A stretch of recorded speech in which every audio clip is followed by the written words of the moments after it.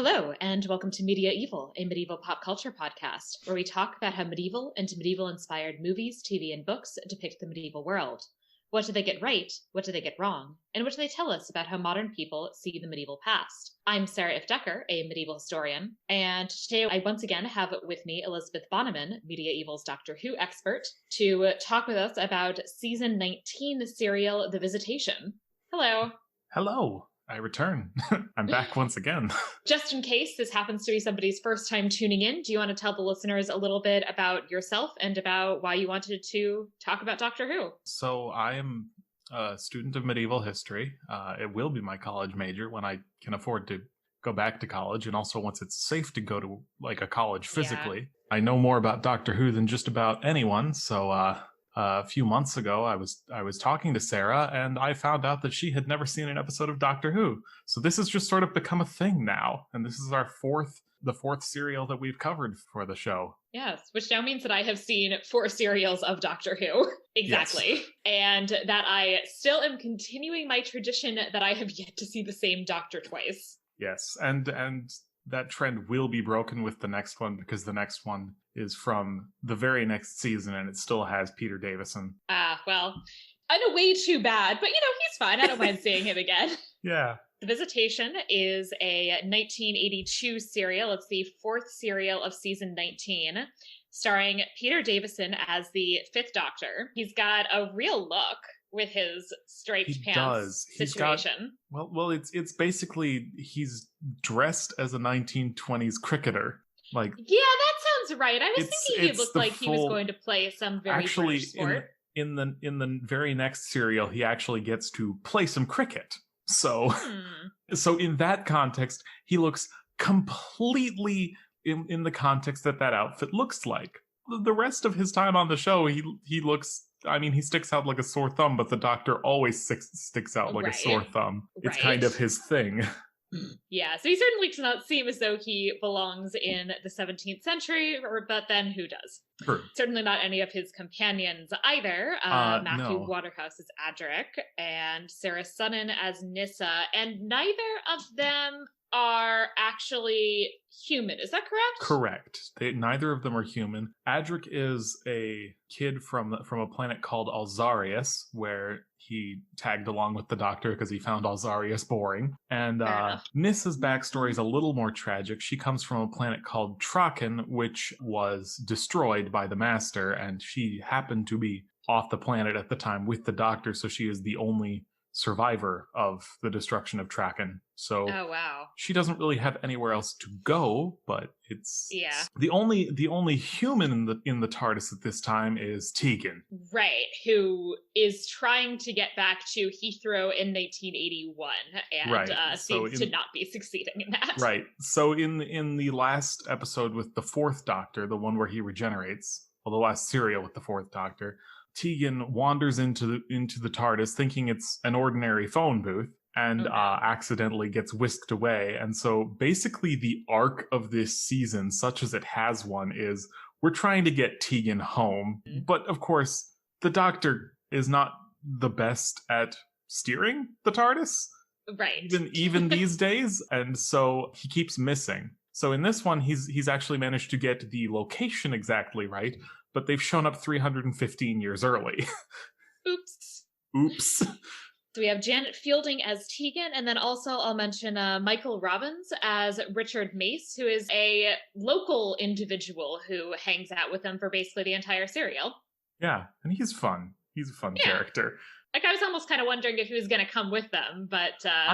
he every so often there's a character who gives off strong companion vibes, but ultimately decides to stay where they are. Richard Mace is definitely one of those. Yeah, so he's fun. I enjoyed him. The first section, the enumeratio, I'll begin with just a very brief recap of the serial. The Doctor is attempting to bring Tegan to Heathrow, but arrives 300 or so years too early. They encounter a group of pteroleptils, which are aliens that basically look like very large lizards, who it turns out are fugitives from their home planet and therefore now attempting to take over Earth, which they plan to do by killing off the entire human population, through basically biological warfare. In other words, Yep. a genetically engineered version of the bubonic plague. Yep.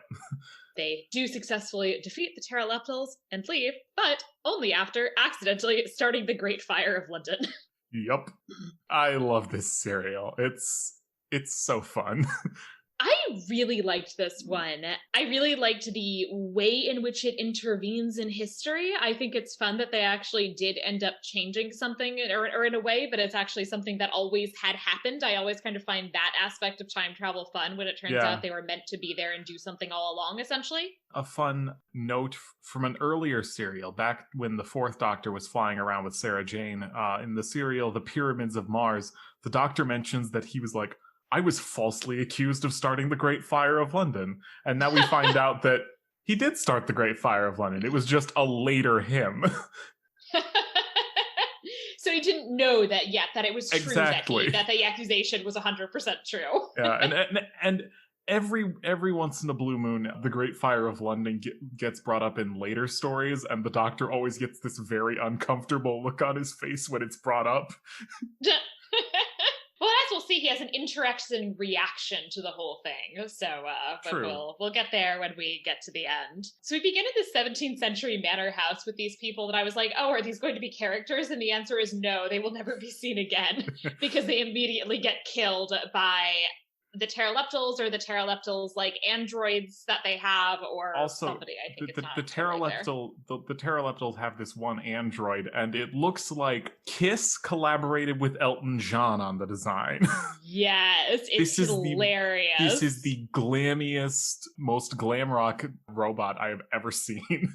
But then it also has this mask, which is like the stereotypical like face of death, or maybe the mask that the bad guy wears in the Scream movies. Yeah, could be either.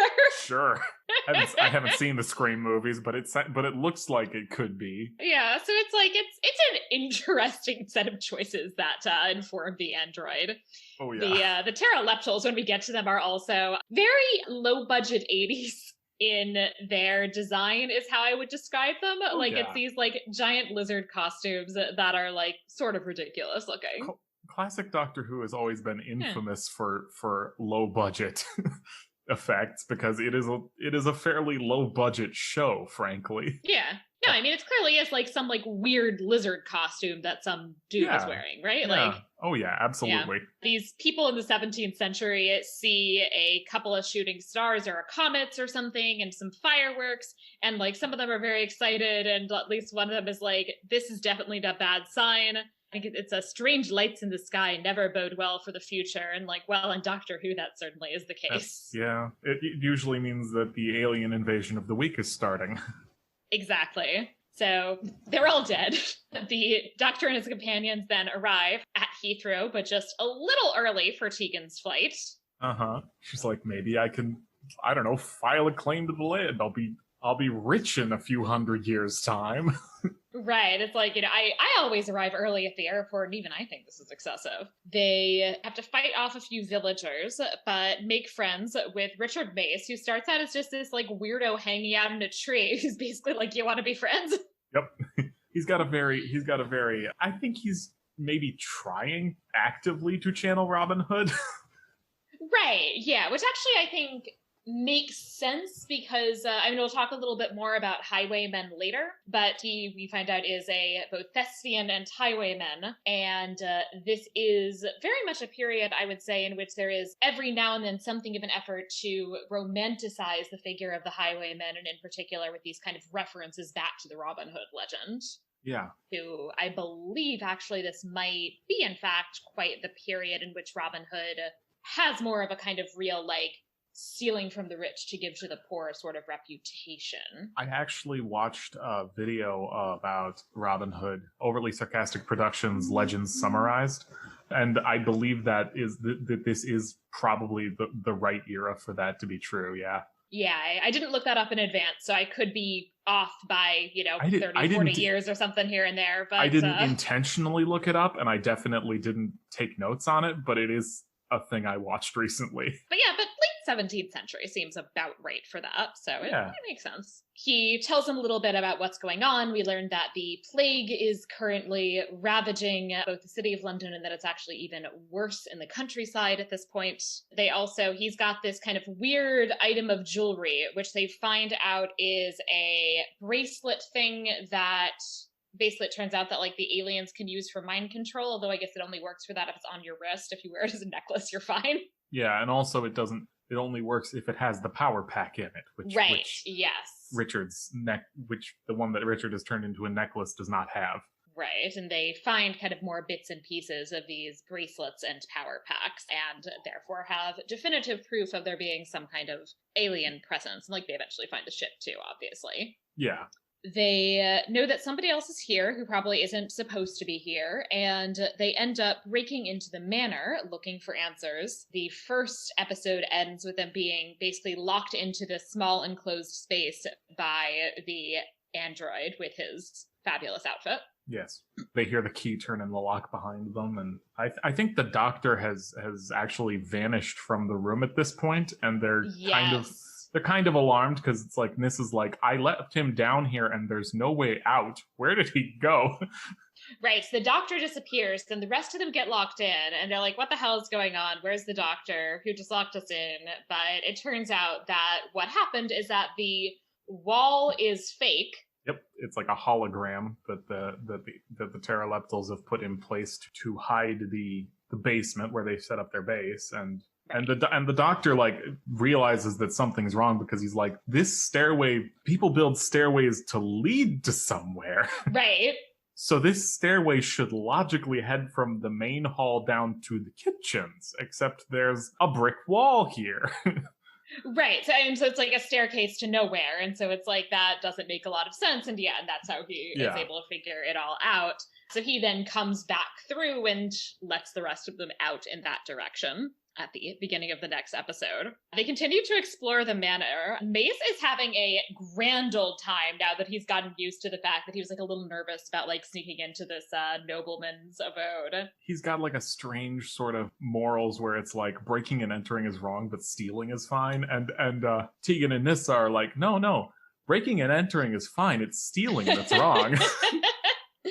I was interpreting it not even necessarily as that he thought the breaking and entering was wrong, as opposed to that it was stupid. I mean, that's also a fair point. But that once he has broken and entered, he might as well steal some shit since he's already going to get in trouble if he gets caught for the breaking and entering part. Yeah, he's like, oh, hey, wine. Right. He's like, yeah, if you find some wine, I'll take some. And I think like Tegan at this point is like very judgy about this, right? She's like, stealing is bad. And he's like, I'm a highwayman. And she's like, this isn't a highway. Yes, it's a good line. They're in the cellar. Mace gets himself some wine, which, good for him. And they find some cool caged rats, which is always fun. Mm-hmm. Nice little pet plague rats. Not foreshadowing at all, I'm sure. Foreshadowing at all, right? I mean, it's the 17th century and you see some plagues, like, what do you expect, right? Yeah. Or, sorry, you see some rats, what do you expect? Sure. But the android shows up, he shoots Tegan and Adric, the rest escape. Everybody is so slow in this scene, so it's again, like, the special effects are just so funny, because they clearly, like, don't quite have it together for, like, a really, like, a dramatic, fast-paced fight scene. Yeah. So everyone is just, like, moving extremely slowly and, like, doing these, like, slow-motion blows, and it's like, why couldn't you have, I feel like you could have grabbed them and gotten them out if you just ran. Yeah. I mean, I think they were, like, stunned unconscious or something, so... Right. The doctor can't, the android moves so slow that I feel like they could have gotten past him. True. So, yeah, it's just a very, like, funny effects moment. Actually, I think the doctor is, like, trying to, like, point that out, because he's trying to get Richard to come back down with him to the basement to, like, help carry them out. But Richard, of course, is like, I'm not going back down there. Death is down there. Right. He's like, I'm not here for this, dude. Yeah. Which fair. So Tegan is now in captivity and is being questioned by a lizard-like alien who we'll find out is the Pteroleptals, which of course is like pretty close to being just an anagram for reptile with like a couple extra letters in there somewhere. Yeah, pretty close. They're lizardmen. Pretty generic lizardmen. Yeah, some lizard dudes. He starts questioning her. At some point, he calls her stupid, to which she responds that that's not a very original observation. Yeah, Tegan is, well, aboard the TARDIS, like, Adric is an established mathematical genius. Mm-hmm. And this would be impressive, except that the Doctor and Nyssa are, like, objectively, demonstrably smarter than him. Right. I mean, Nyssa is actually like Nyssa like builds this whole machine at some point that we'll get into. Like she clearly is like Yeah. extremely intelligent and capable, whereas Tegan is she's what like she's like a flight attendant, right? She's a flight attendant, yeah. Right, She knows she knows what you'd expect a flight attendant to know. Right, like no shade to being a flight attendant or anything like that, but she doesn't have any of these particular skills. She's not an alien super genius who knows super science. Right. So also, yeah, I mean, she doesn't really come off as stupid exactly. She's sort of snarky and she's got a good acerbic wit, and she and the Doctor sort of butt heads a bit. And she and Adric get into sparring matches too, like verbally, because I feel like Adric kind of has an inferiority complex because he's around the Doctor and Nyssa all the time. Right. And so he takes it out on Tegan because I'm smarter than you, at least. Right. So she's also able to tell, this actually happened in another serial, that he's able to tell based on her synthetic garments that she must be from another time, to which she does have the great response like, hey, you're going to have to take that up with my tailor. Yeah. It's a good zinger. She's clever. She's not like science genius, but she's clever. Right. I mean, she certainly just doesn't have that kind of training, and there's no particular reason that in her normal life she would need to. But yeah, I mean, she's not dumb or anything. Well, of the four of them, Nyssa is probably the one with the most people skills, but Tegan's a close second. Right. The Doctor and Adric suck with people. Oh yeah, no, the Doctor is never good with people, is what I have learned. Yep. They realize that much of the village is being controlled by these alien bracelets and are continuing to try and figure out what's going on. I think it might be at this point that the Doctor is raising the possibility that the perhaps best thing for him to do is to basically kind of perhaps ideally talk to the aliens and volunteer his services to help them get home, which he assumes is what they would want to do. Yeah, he figures that, like, okay, these people have crashed here. Their ship has crashed, so they're probably desperate, and that might mean that they would do bad things. So if I can help them get home, then they won't do bad things. And it turns out that no, they're going to do bad things anyway. But right, well, and also that they have a reason to not necessarily want to go home, which we'll get into. True, it's a nice impulse to have, at least at first. Yeah. So the Doctor decides to go and find the miller, because he's seen the miller coming and going at will from the manor, and goes after him to look for more information. Adric and Tegan, meanwhile, are attempting to escape. The Doctor does find more caged rats, but otherwise doesn't get a lot out of the miller, and instead he and Mace get captured by the villagers and accused of being plague carriers. And the episode ends as they're about to be executed, to which the Doctor responds, not again. Yeah, and like, I realized that he was about to get beheaded in one episode of the last serial we watched. But actually, this is a reference to, they also used that as a cliffhanger in an episode of a 4 to Doomsday, which is just 2 serials prior. So that was actually an ad-lib by Peter Davison, because he's like, we just did this cliffhanger. I'm just going to call attention to it. I mean, they really do almost always end the episodes mid-serial on these big cliffhangers. Oh, yeah. And so, and there's probably only so many that you can do, right? I mean, most of them are somebody being put in some dangerous situation, so. Yeah, they're about to be beheaded, or they've been locked in a room, or they're literally hanging off a cliff. I remember one particular instance in a later serial where the Doctor has managed to hold on to the end of a cliff with the hook of his umbrella, and he's just sort of dangling there, and that's where the episode ends. The cliffhanger, yes, in the very literal sense. Yes. So they get rescued, more or less, by actually the mind-controlled village headman, because I guess he's been instructed to bring them alive to the Pteroleptals. So he shows up and says that that's what he's supposed to do, and that therefore they're wanted alive, and so they get locked up and not beheaded, which is an improvement, I guess. Yeah, the Pteroleptal has found out about the TARDIS from Tegan and Adric. And and they also told him only the Doctor knows how to fly it, because it's true. He's the only one who knows how to fly it. There was actually he knows how to do so very well, but... True, but there was The results are even worse when someone else takes the controls. There's actually a moment in an earlier serial where Tegan flies the thing and it goes poorly. She ends up like crashing it on its side and such. Oh dear. Yeah. So now the Pteroleptal wants to find the Doctor so that the Doctor can tell him where the TARDIS is and how to find and how to fly it. Right. Meanwhile, Tegan gets put under mind control, although Adric does escape, and he returns to the TARDIS, and Nyssa is there. She's like working on this machine thing that we'll find out more about later. It's supposed to be like a sonic generator that if they can hit the right frequency, it'll shake the android apart. Right. The trouble is it's large and bulky and not especially transportable, so they have to come up with a solution for that, and so they're waiting for the Doctor to come up with an idea for that. Right. So, and they're waiting for the Doctor, and also, of course, Adric wants to go back for Tegan, but Nyssa says, like, well, we can't, like, basically we should, like, let's not split the party, essentially. Which is a smart move. It's like if the Doctor and Tegan get back, then we'll have to go looking for you.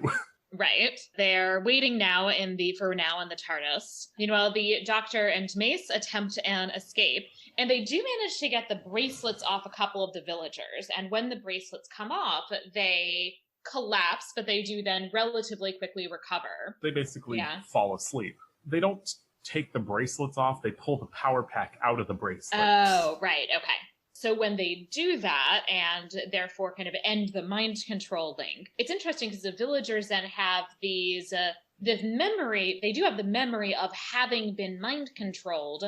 So they're aware of that and they have these kind of visions or vague memories of the Pteroleptals, right? So they kind of remember that there are these like weird, creepy lizards and that something was wrong, and which they describe as being possessed. Of course, based on that, are like, oh, these guys are not only plague carriers but also warlocks. Yeah. Which doesn't really make a great deal of sense because you would think that if they were the ones mind controlling them, they would have said like, set us free, as opposed to lock us in this room. Yeah. Oh well. The lizards are trying to figure out the TARDIS, and the villagers end up nearly like burning them alive, which also is bizarre because they're like setting fire to a barn that they're like sort of in another part of, which seems excruciatingly dumb. I thought they were going to burn them outside. I thought it looked like they were moving to like build a stake outside. Oh, was that what they were doing? Okay, I thought they were like trying to burn the whole building down, and I was like, what?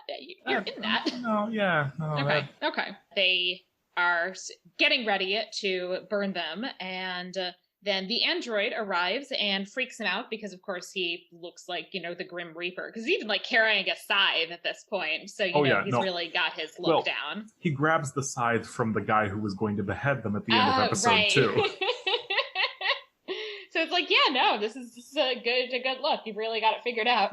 Mm-hmm. They all freak out, and the android grabs them and takes them back to the Pteroleptals. Yes. This is when the Doctor does offer to help. So he's trying to be helpful. But it turns out that returning to the home planet is not totally what they want to do. One of them points to this kind of scarring that he has, which the Doctor actually knows, it turns out, is basically like some kind of like scarring or branding that you get if you are like if you're a convict, basically. If you're a prisoner that is sentenced to this specific prison colony world. Right. And they're like, and by the way, like, we're fugitives, and like that means we're subject to life imprisonment, and that we'll have to go back to that if we go back to our home planet. And the Doctor's like, Yeah. Missed that one. Yeah, so then he offers to set them up on some uninhabited planet, and he's like, with your technical knowledge, like you won't be forced to live like primitives for long, but they're not having it. They want this planet, and they want to kill off all the humans who are infesting this planet. Yes, so that's a great idea, sure. It's much easier to just arrive on a planet which, I don't know, already has some buildings, I guess, at least, and then just commit genocide. That's clearly the easiest way to do things. Uh-huh. So that is their plan. So Adric does end up leaving and going after the Doctor, despite Nyssa telling him that that's a dumb idea. And he is promptly captured by, I don't know, some people. So I've lost track of like who's the villagers and who's the highway and who's like another highwayman and who's who exactly, but somebody captures him. I think it's the poachers that the Pteroleptals are controlling. Right. Yeah. So he gets captured by some of the poachers. The doctor, meanwhile, attempts an escape. He's got some sort of little tool that he's using to Uh, try and that's the sonic screwdriver, which is kind of his iconic go-to. Do pretty much anything, but especially open locks tool. Fun fact, in the 80s, like showrunner John Nathan Turner, who was like the head producer on Doctor Who at the time, thought the sonic screwdriver is too much of like a do anything, get out of jail free card for like anything. So he has it destroyed in this serial, and this is the last time it is seen until the 1996 movie when they bring it back. That's sad. It is destroyed, which he is very sad about, which makes sense since it's been such a trusty item. He does actually also make a note at some point, I guess it would be perhaps foreshadowing that soon he's not even going to have the trusty sonic screwdriver, that he comments I really should get a survival kit together at some point. Well, because he's rummaging in his pockets for things he can use to pick the lock. He finds a safety pin. Right. It's not having a ton of luck, and as I said, he's kind of working at the his manacles with the sonic screwdriver, but then the pteroleptals come in and they destroy the screwdriver and catch him. So he's like, I feel like I've lost an old friend. So pour one out for the screwdriver. Yeah, pour a screwdriver out. Right. Also, at this point, Tegan and Mace have both been put under mind control. So Tegan was before, but now Mace is as well. And Tegan, by the way, is kind of sad because she actually was referencing at the very beginning the fact that it sounded was put under mind control during the last serial. Yes. Yeah, she got possessed by this snake demon thing. Yeah, it's that sucks. A little complicated, but yeah, it does suck. Yeah, so 2 serials in a row where she gets mind controlled, oof. It's interesting to note that even in the 80s, this is kind of treated as, a traumatic experience that affects her later character development too. Yeah, which makes sense, and that's actually nice and somewhat surprising that they're actually sensitive to that, and and that there's actually continuity for that. Right. So I felt very bad for Tegan at this point, being put under mind control again. The pteroleptals say they're going to put him to death, but of course, typically, as bad guys, before they put him to death, they have to explain their dastardly plan in full. Yup. Which is that they have genetically engineered a variant on the plague, which is being carried by our caged rat friends. This is much more virulent version, which is going to kill off literally everybody, as opposed to just a lot of people. Yep. The doctor gets a good, well, actually, no, the pteroleptal gets a good line in here. He says, just as these primitives kill lesser species to protect themselves, so I kill them. And then the doctor's like, that's hardly an argument. And the pteroleptal turns around and yells, it's not supposed to be an argument. It's a statement. Which is a pretty good, I'm not interested in your logic. I want to be evil. Right, yeah, he's I don't care, I'm just this is what I'm doing, I'm not, I really don't give a shit, it doesn't matter. Mm-hmm. So the plan is that they're going to kill him now, but of course, basically, to do that, they essentially start out by just, they leave him in a room with Mace and Tegan and say, oh, y'all, now that you're under mind control, kill him if he moves. The episode ends with Tegan, fiddling with a lock on a rat cage, who's going to then be let out and give all of them the plague. Yeah, and the doctor's telling her to fight the mind control, and the doctor does manage to overpower Mace and Tegan, and I guess also kind of knock the power packs out of their bracelets, right? Yep. The android, meanwhile, goes off in search of the TARDIS. They all manage to escape, so I guess he gives the safety pin, right, to Mace, who, using his highwayman skills, starts working on picking the lock. Yeah, he gets them out of the manacles and then starts working on the door lock. There's a delightful line. The doctor asks Tegan, how are you feeling? And Tegan's like, groggy, tired, and bad-tempered. And the doctor's like, oh, back to normal then. And I'm like, I feel you, Tegan, I feel you. Uh-huh. That sounds about right. That's how I mostly feel in 2021. Yeah. They have a pistol and they kind of have this whole argument to whether they should instead shoot through the lock. I actually so the doctor shoots at a spot that's just a little above the lock, and then the door does open. I don't know enough about how door locks work in the 17th century or otherwise to know if the doctor is correct that he was in fact successful or if Mace is correct that he in fact picked the lock. Yeah, and I don't know either, honestly. Mace didn't want him to shoot the lock because he was like, they'll hear you. But the doctor, like, Right. reasons that, like, if they left you here to guard me, that means they're gone. Right. So it seems like a good plan. Yeah, because they're also like, oh, well, I guess you're going to have to die. But then their idea is like, okay, so we're just going to take the fuck off and leave you here in this cell. I mean, it's very like the James Bond, like, we're not going to just chop your head off, right? We are going to, like, leave you under these very particular circumstances and, like, I don't know, see what happens. Maybe you'll die. Like, we're not going to put that much work into it. We're not going to just shoot you. That sounds Obviously like work. not. Despite the fact that, like, they've done that with, like, multiple people already. So they've kind of taken off. I also do want to note that at some point in this episode, we do see one of the pteroleptals who's actually put on some, like, 17th century, like, hat and a cape.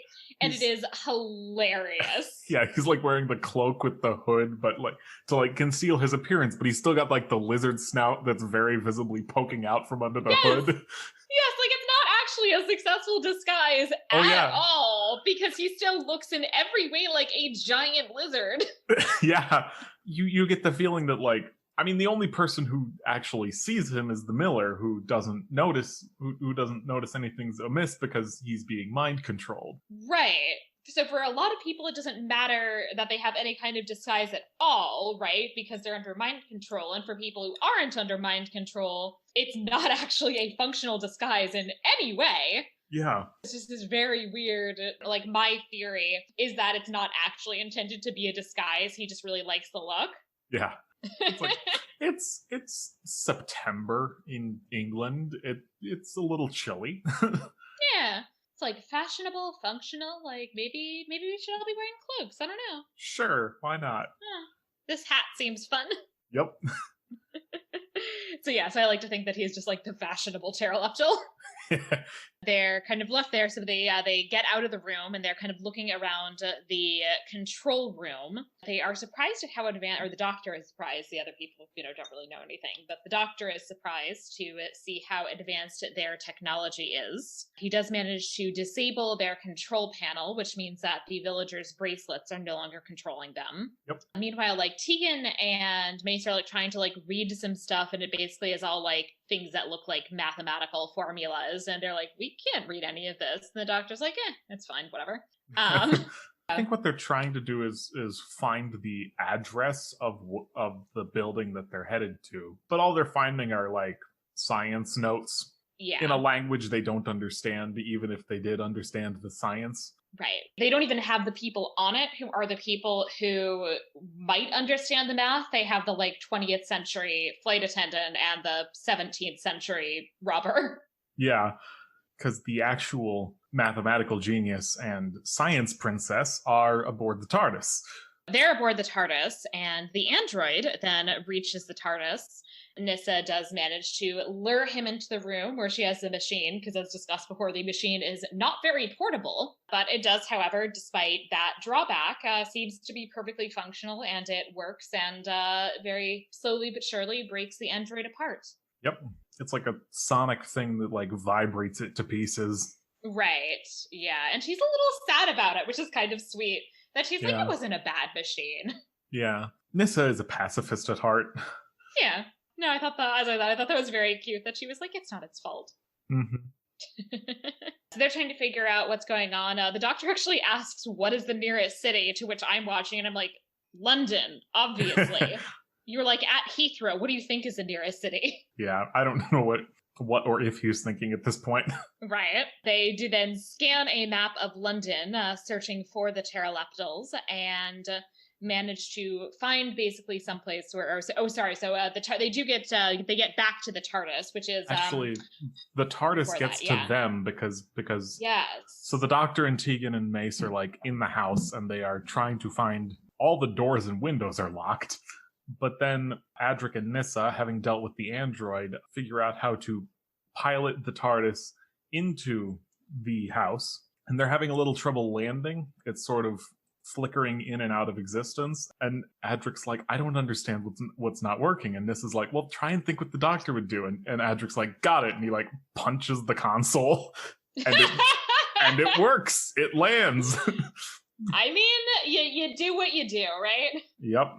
So yes, that does get it into the building. And so, so then they all get back into the TARDIS and are now scanning a map of London to basically look for any anomaly, essentially, and do find a place where there is some sort of like electrical emission that is clearly not 17th century. Yeah. And Tegan also has a kind of snarky, like, why didn't you say that's what you were looking for? And the doctor's like, because I wasn't looking for that until I found it.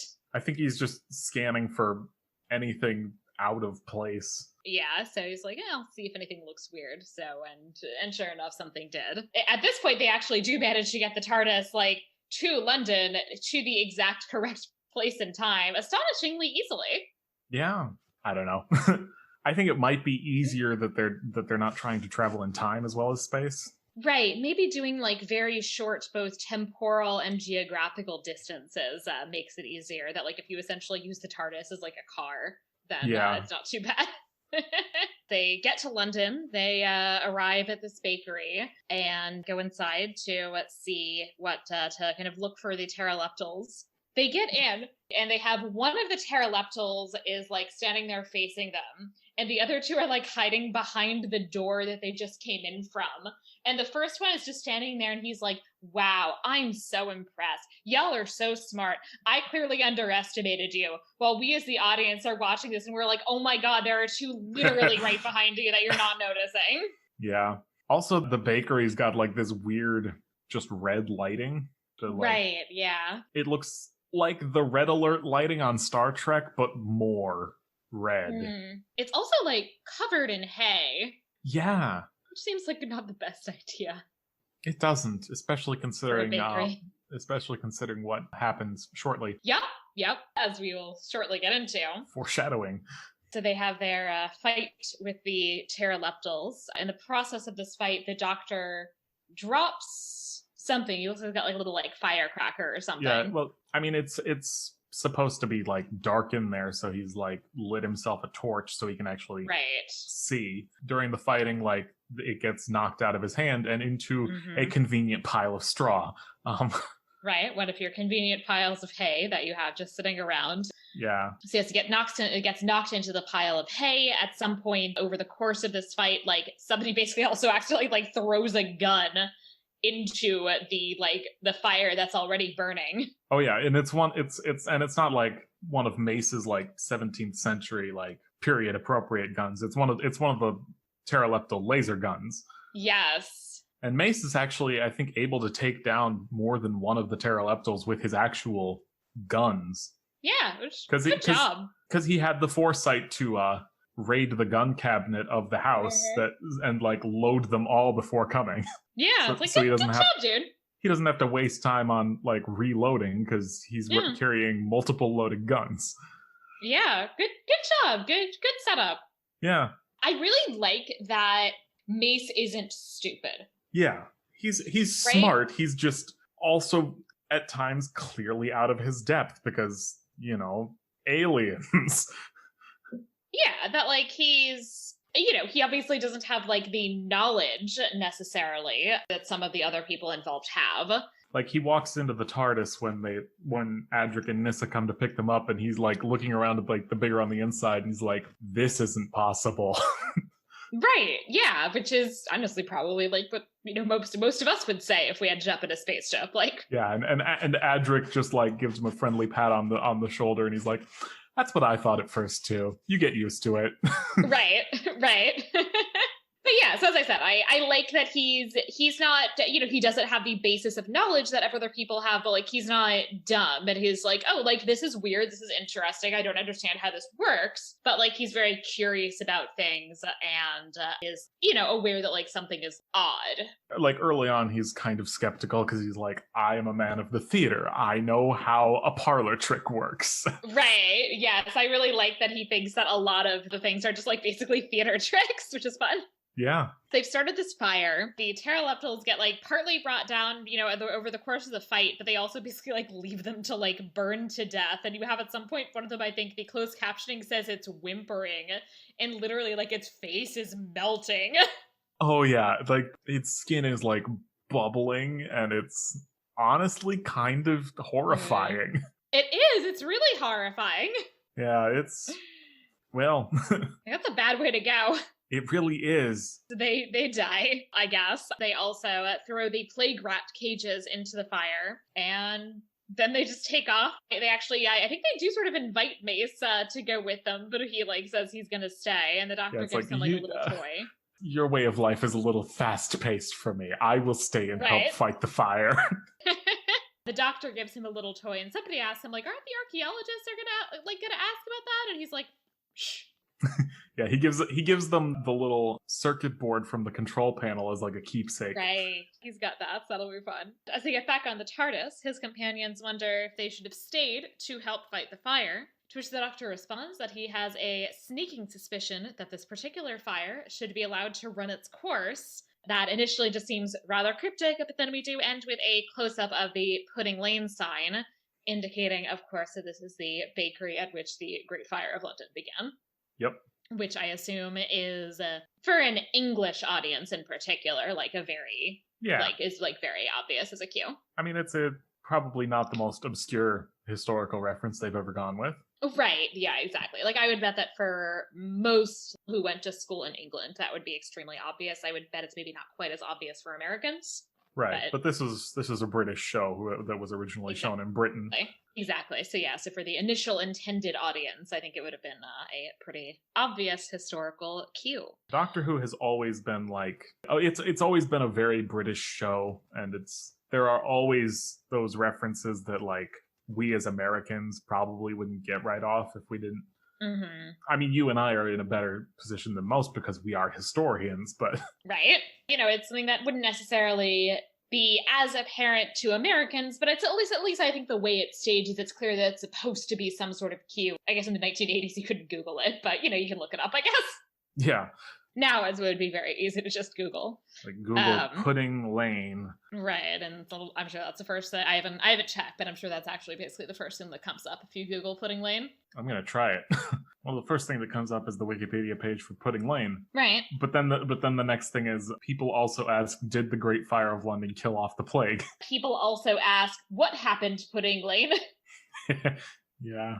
And then all the other questions are just Great Fire of London related, so. Yeah, there we go. Back then, now can get into our discussion of the Vera et Falso. What did they get right and what did they get wrong? I will make the quick note that this is, we are taking and including this a slightly expansive vision of my period. The 17th century is a bit beyond what I would normally consider my area of primary expertise. And that does mean that there are very possibly little material culture things that didn't quite jump out at me.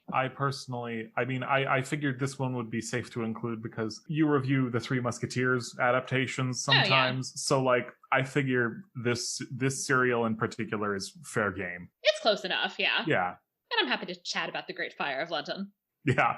I wanted to start by talking about comets as omens, because of course we do have our people at the outset, and I think this comes up with Richard Mace as well, that there is some question brought up of comets as being potentially ill omens. Indeed, there are a lot of astrological readings of comets.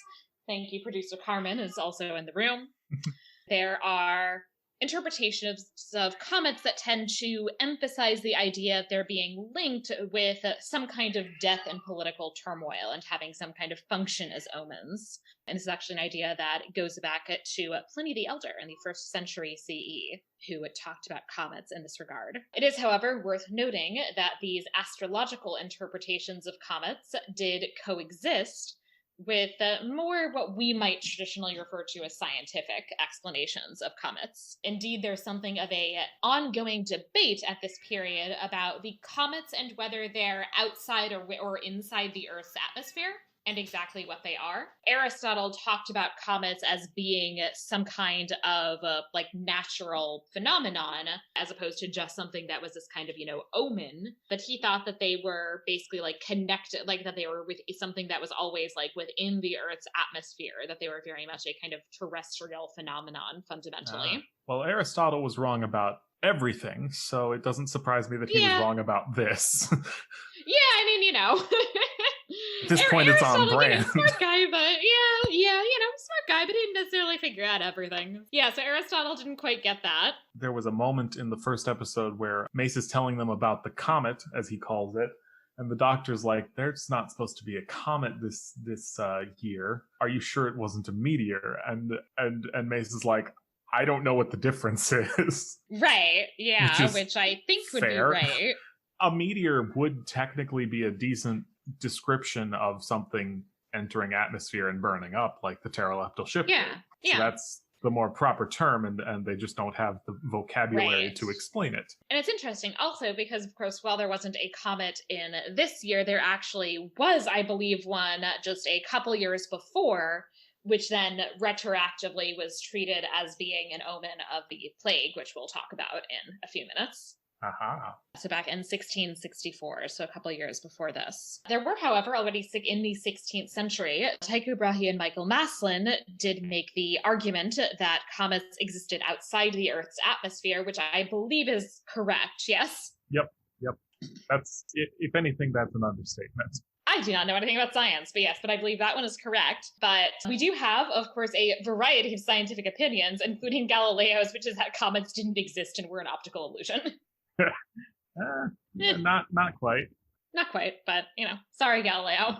Can't win them all. We have, I'd say, something of a mixed bag in our character, Richard Mace. He describes himself as both a highwayman and a thespian. It's a good time to be a highwayman. That one I'm definitely like, yeah, no, this is the right time for you to be running around as a highwayman. The term itself apparently first appears in 1617, which I just learned today doing some research on highwaymen, and so now every time they use the term earlier, I can say that it's wrong. And I'm very excited about that piece of knowledge. Nice. Because, yeah, it would not actually have occurred to me previously necessarily to look this up, but as I said, now every time somebody refers to highwaymen in the 16th century, I can be like, I don't know about that one. And the period from about 1660 to 1714 is apparently considered like the classical era of the highwaymen. Basically because they don't have an especially effective police force outside the cities. And so once you get on the road, it's kind of like, well, best of luck. Yeah. That seems like, it's a good time to be a highwayman. So, however, there is this bit that he also claims that he is involved in the theater. That basically, like, he switched to being a highwayman or switched back to being a highwayman because the theaters are closed during the plague. And that part is correct, but what I'm not quite sure about is the implication that theater actors at this point are, like, basically on, like, the boundaries of being criminals. Because my understanding is that this is actually the period where being in the theater is kind of moving toward respectability. The theaters are closed under Cromwell and then get reopened with the Restoration under Charles II. He, at this point, like, grants basically patents to a few playwrights, which means that they kind of have, like, a monopoly over theater production, in London at least. I was interpreting it as, because the theater is closed, Mace needs a different kind of income. That's why he turned to robbing people. And so that was my sense as well. But I do think that, like, the sense that this would be like a natural jump to him, as opposed to, like, I don't know, trying to see if somebody will, like, hire him to, like, carry heavy things or something. I don't know. Yeah, that is a little, I don't know. It seemed like a thing that made sense. The time. So it seems to me like it's maybe like coming from a slightly earlier period in the history of theater when the theater was more sort of borderline and disreputable. That tracks. And that it's maybe not quite as accurate in this period in the 1660s when theater is sort of moving more toward respectability. Though I could be wrong about that. If anybody specializes in the 17th century and wants to correct me, please feel free to do so.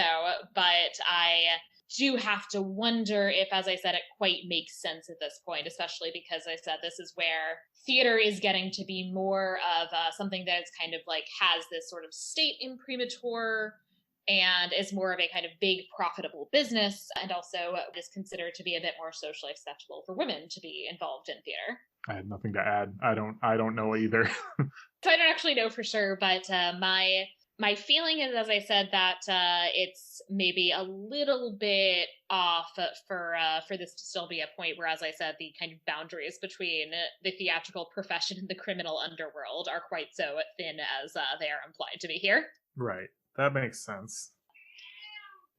Hi, Carmen. Carmen has an opinion. I don't know what it is, but she certainly has one. Something actually that I do think it does do mostly fairly well is its depiction of the big plague outbreak. One of the kind of big central elements throughout the serial is this idea that there is a kind of ongoing outbreak of plague.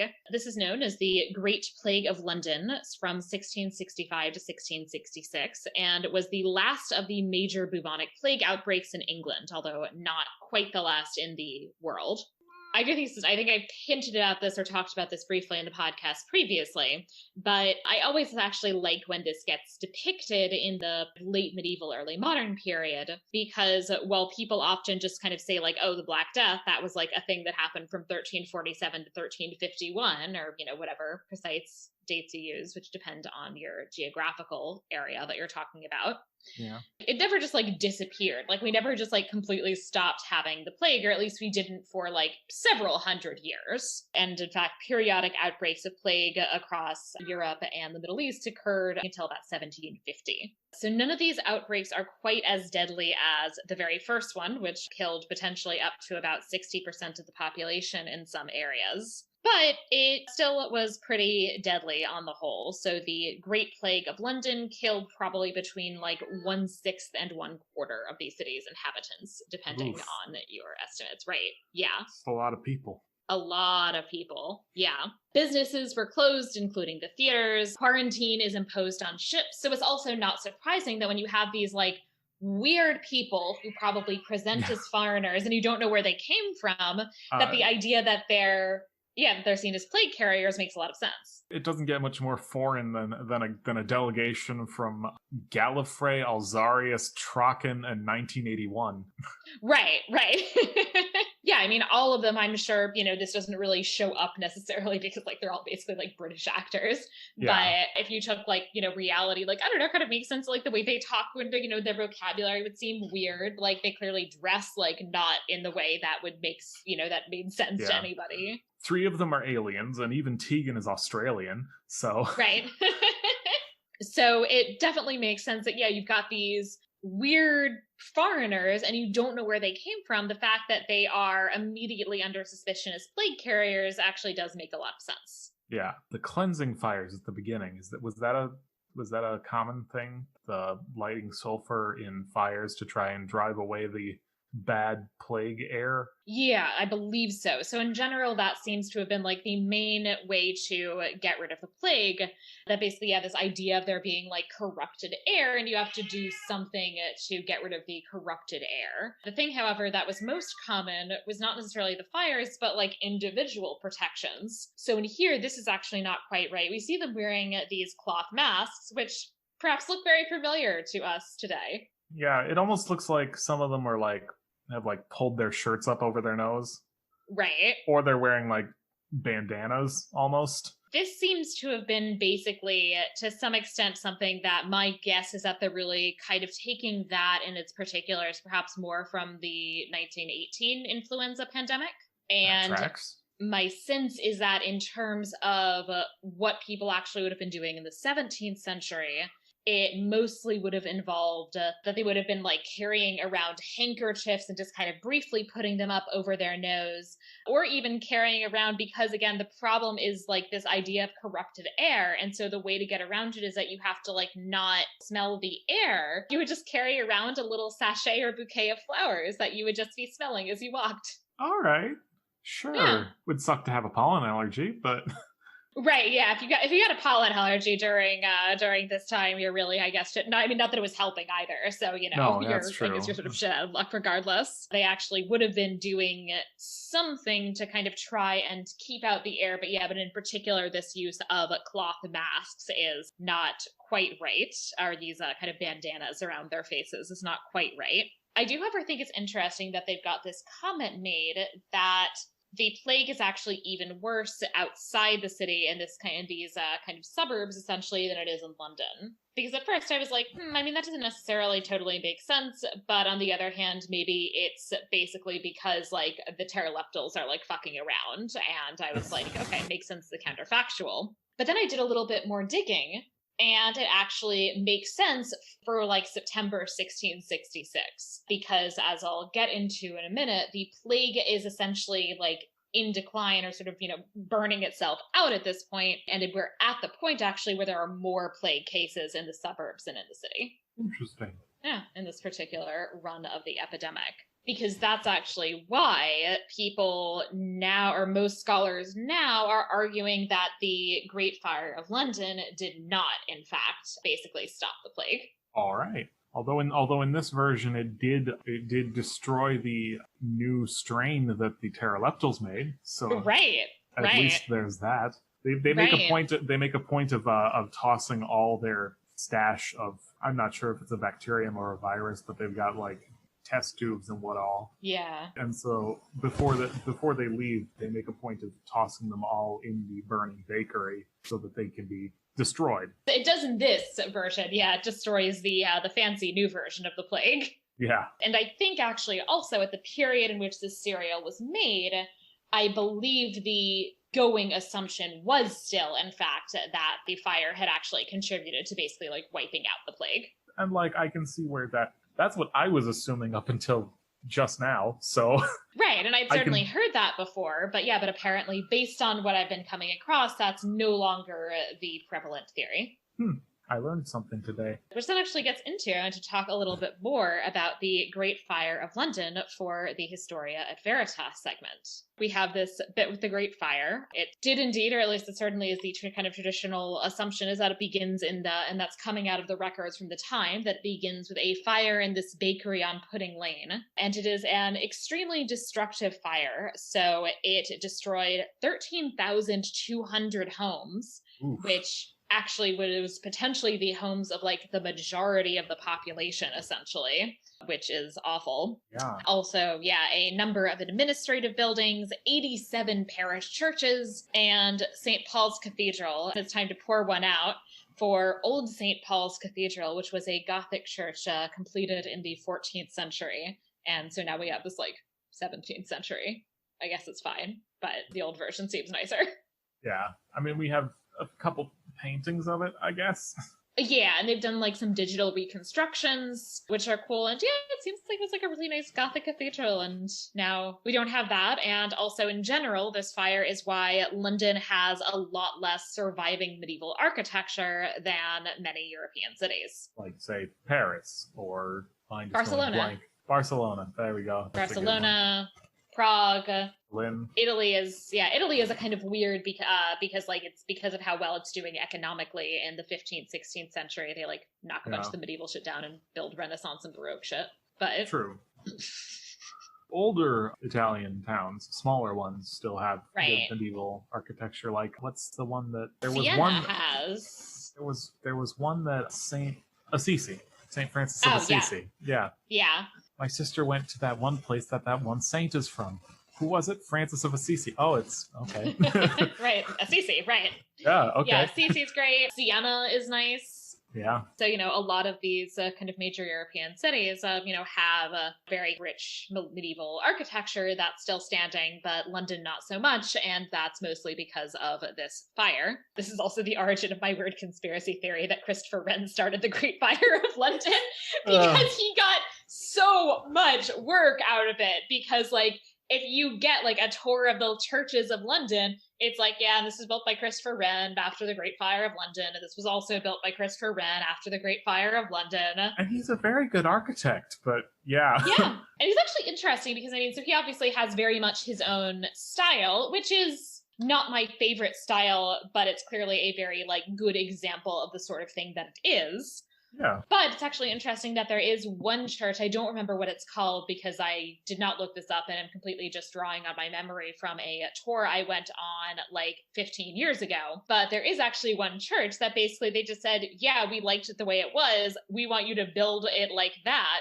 And so there is actually this one church that like looks like a little Gothic parish church in London, but it's not actually a Gothic parish church. It's just a like near exact replica built by Christopher Wren. I love it. It's Yeah. great. It's like, oh, that's nice. It's like don't make us anything new and fancy. We liked the old one. Yeah, so like he clearly, he has his style, but he also is clearly, a very talented architect who is also capable of doing other sorts of things if called upon to do so, and doing them quite well, I think. But yeah, so he got a lot of work out of the Great Fire of London. There was a couple of reasons that I wanted to mention that the fire was so intense. One is that London has essentially ideal conditions for the spread of a fire during this period, which is basically that there's a lot of really poorly built wooden houses that are much too close together, including that like they're building too many stories and they're kind of hanging out into the middle of the street. And so that like the houses are basically almost touching each other. Yeah, this is the reason we have fire codes these days. Yeah, and then they kind of didn't. So there's a lot of like very obvious, because like, it's that you have these like houses that are being built too tall and they're hanging out and they're over these super narrow streets. The houses across the street from each other are basically touching. Yeah, so the fire can easily jump from one to the other. Exactly. The other problem is that the main method of fighting fires is basically like controlled demolition of buildings that might be thought to be at risk for like the fire then spreading, right? That you just like knock down a few of these houses so then the fire doesn't have anything to jump to. That makes sense. Yeah, no, so it doesn't not make sense. The problem is that they just didn't do it because the mayor of London, a man named Thomas Bloodworth, apparently just like, right, it is a great name, but apparently this dude just sucked. Like, apparently he was basically this, like, very much, like, political appointment and did not know what the fuck he was doing. And then when faced with an actual emergency, he, like, kept dithering and didn't know what to do.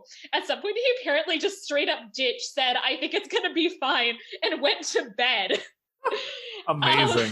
There's some interesting politics, of course, because London's independence from the king is actually a really big deal. And despite that, Charles II, at some point, seeing what's going on and that Bloodworth is doing nothing, at some point he just gave the orders himself, counter to the kind of traditional, like, who should actually have the authority to do this, because he was like, we need to actually fucking do something about this fire. Yeah, and Charles II is the one who, like, very voluntarily ceded a lot of traditional royal power in his, like, because that was the conditions for the restoration. Mm-hmm. Like, it's like, we'll let the king come back, but he can't have as much power. And so he like wrote a whole big list and he's like, these are all the powers I'm willing to give up.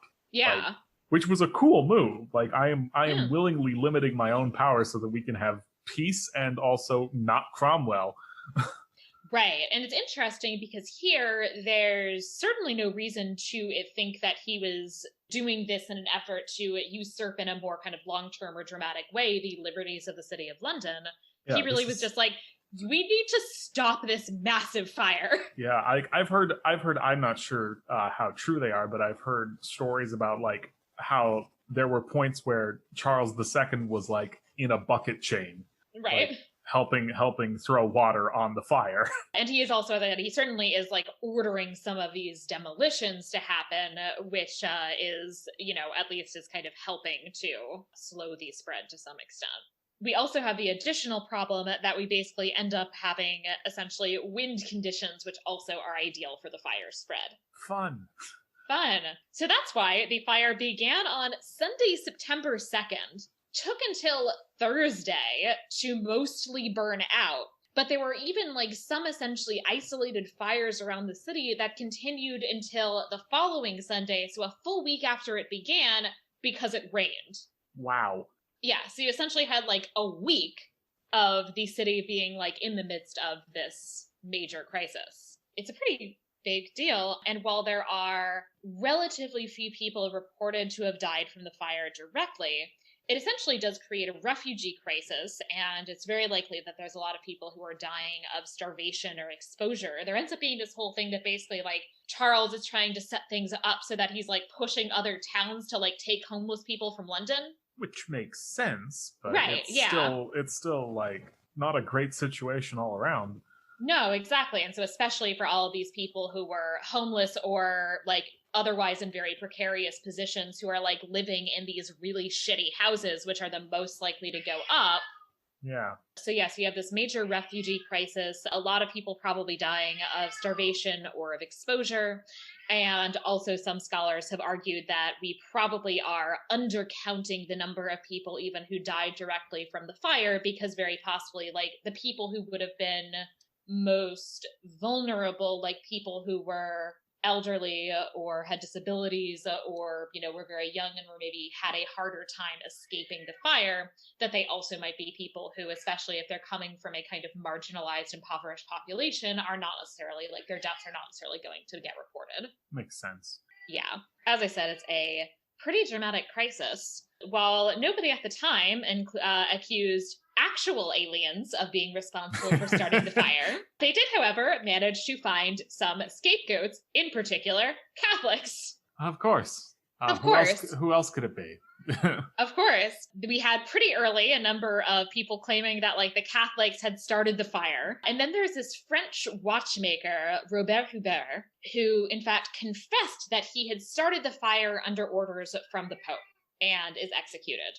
Now, this confession, after he died, was demonstrably proved to be false because it turned out he didn't get to London until 2 days after the fire started. Yeah, And it was probably elicited under torture and or taking advantage of the fact that he seems to have been somebody who suffered from some kind of mental disability and like was not necessarily entirely capable of, in today's legal system at least, that he would not be considered necessarily like fully capable of making that kind of confession. Not a great time. No. Yeah. So he got executed. So there is again, built by Christopher Wren.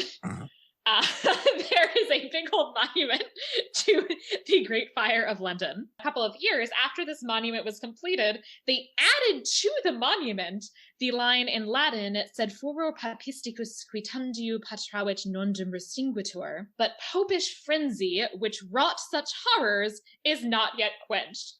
So it said on the monument, the Catholics started this fire, everybody, and it sucks that there are still Catholics around because they're the worst. Wow. And this remained on the monument until 1830. Oof. When they officially made Catholics fully legal citizens. Again. Yeah. Wow. And there was then a petition that can you take the bit off the monument saying that we started the Great Fire of London? Yeah.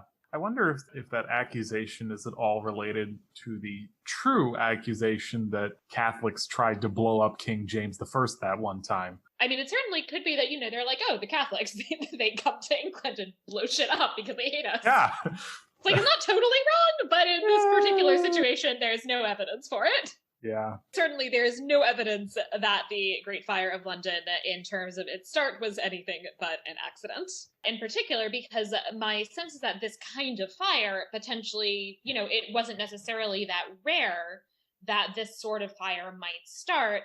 It was just that due to a particularly, essentially dangerous combination of extremely poor management and the weather, and, the kind of other overall conditions in London, it just spread much further than it necessarily even, needed to. That makes sense. So if it was a papal plot, it would have been, a real stretch, actually. Yeah. Unless Bloodworth was in on it. That's getting into crazy. Now we're really getting into conspiracy theory territory, right? Yeah. No, I don't think Bloodworth was in on it. I think he just sucked at his job. Yeah.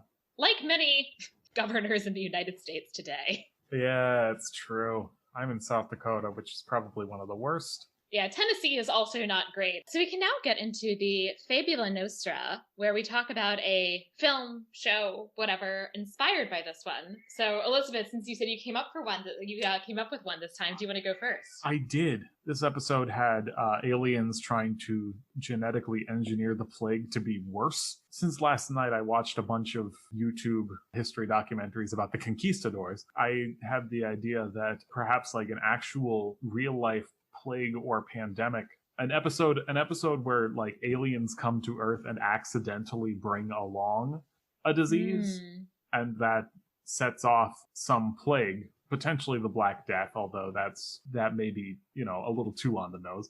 Right. But the Doctor manages to like stop the aliens and drive them off, but like leaves with like possibly without even realizing that they brought plague to Earth. Yeah. They might even be defeated by catching some pre-existing Earth disease, like, I don't know, tuberculosis. Is that what War of the Worlds was? Tuberculosis? Oh, I don't remember. Or maybe it was something really common that like didn't bother humans much, but Martians had no immunity to it, so they all die. I know, depending on what time it got, like they could like catch the bubonic plague, but they could cause the sweating sickness. Ooh, yeah, that'd be fun. Yeah. Who knows what plot the aliens actually have, and this is a subplot that just accidentally happens. Right. Interesting. So. I was inspired by the bit where, so usually in the other serials that I've watched, it's often you see the Doctor essentially attempting to prevent history from being somehow changed or altered. And this serial is a bit different in that he, in fact, causes something, but something that was always supposed to happen. Like that's already like in our history books, right? That we know happened.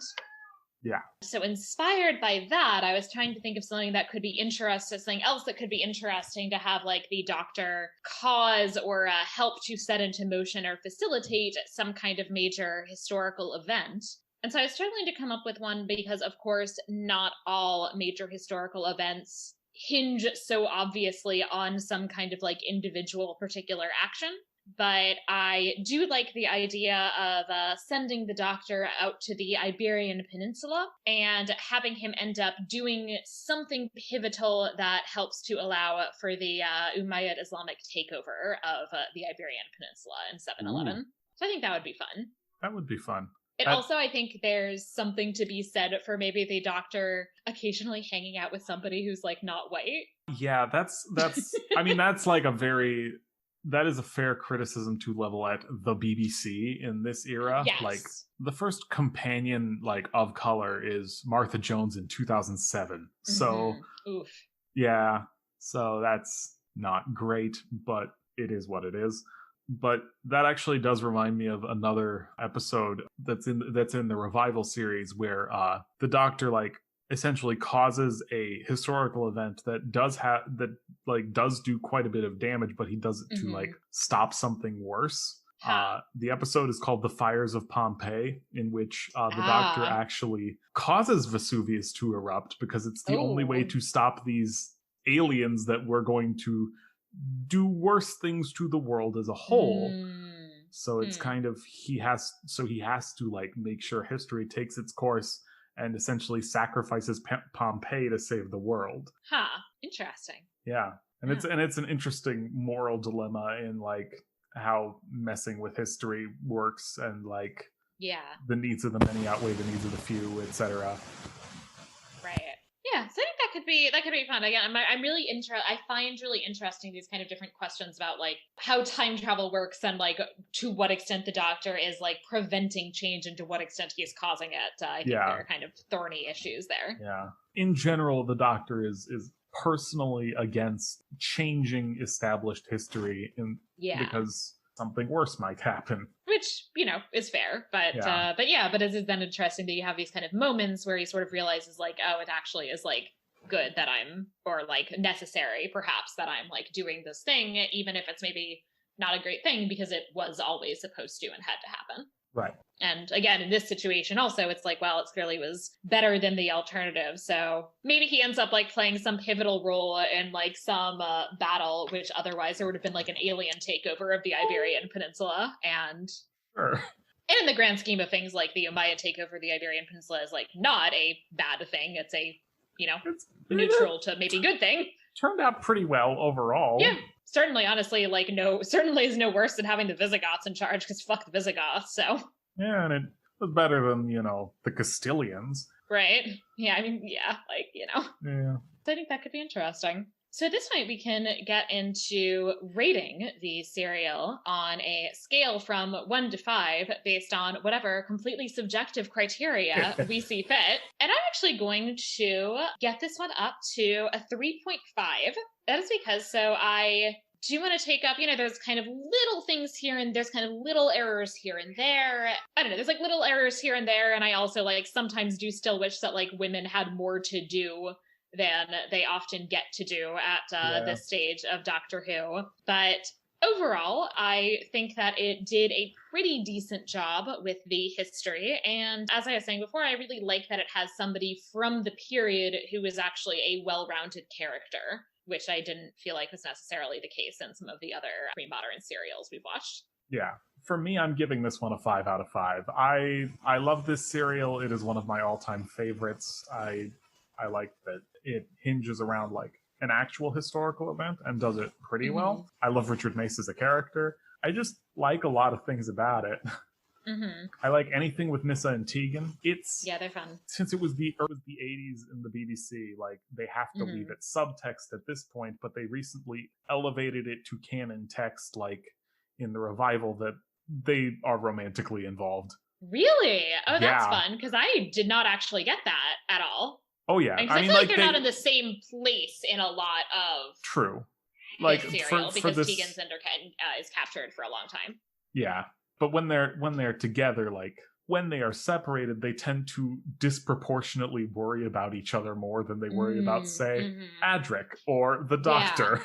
Interesting. Cool. That's fun. So it's pretty great. Also, they share a bedroom, so right, yeah. And there was like a bit right at the beginning where like, I don't know, I feel like maybe like Nyssa's was sort of like massaging her head or something. Which was like, it felt very intimate and, without having the broader context of having seen either of them before, it wouldn't necessarily automatically be romantic, but it certainly could be. Yeah. So it's one of those things where they got in what little they could and then like later officially made it canon, but it's one of that's awesome. It's a nice touch. I love those two and anything involving them. Knowing that, I'm gonna bump it up to a 4. Nice. They're getting it. I'm getting an extra half point. I'm giving an extra half point for that. Sweet. Cool. But yeah, no, I like this serial. Okay, now the dog's got a squeak toy. Hi, Opie. Producer Opie is now in the room as well. And producer Opie was in the room the whole time, but usually she is angelic and silent, unlike my yelling cat. Carmen has opinions. Opie's just Carmen chilling. Has lots of opinions. Yeah. Opie just wants to be here. Do you have any information for our listeners as to where they could find you on the internet? So I tweet sometimes. I'm at Lizzie Strider. I've mentioned earlier my ongoing attempt to get this project off the ground. It's sort of the inverse Media-eval, where instead of like having an expert on medieval history, looking at different media in the medieval past, we go through Doctor Who and have experts on for the periods and things that they go to. My biggest stumbling block so far is that I don't know anyone. So feel free to message me on Twitter if you'd like to get in on this project. If you have some field of expertise like Roman history, 20th century history, art history, archaeology, anthropology, etc., anything. They go to a lot of places and times and talk about a lot of stuff in various episodes. The other day I was watching a serial called City of Death, which is about an art theft. So like it would be great to have an art historian on for that one. Yeah. So cool. I hope you're able to work that out. I think it sounds like a great podcast. Yeah, I'm excited. Yeah. So if you have enjoyed this podcast, please subscribe in your preferred podcatcher app, and please rate and review Media-eval on Apple Podcasts. I'll read new 5-star reviews in future episodes. Please also follow the podcast on Twitter at Media-eval-pod and join our Facebook group. You can also find me on Twitter and Instagram at Sarah F. Decker. On Instagram, you can see the real-life versions of producers Carmen and Opie, who have made their essential appearances. Finally, if you have any questions or suggestions, I'd love to hear from you via email at media.evalpod@gmail.com. Thank you, Elizabeth, for joining me again. Yeah, it was great to be here. I enjoyed it very much. And thank you all for listening to Media-eval. Bye. Bye.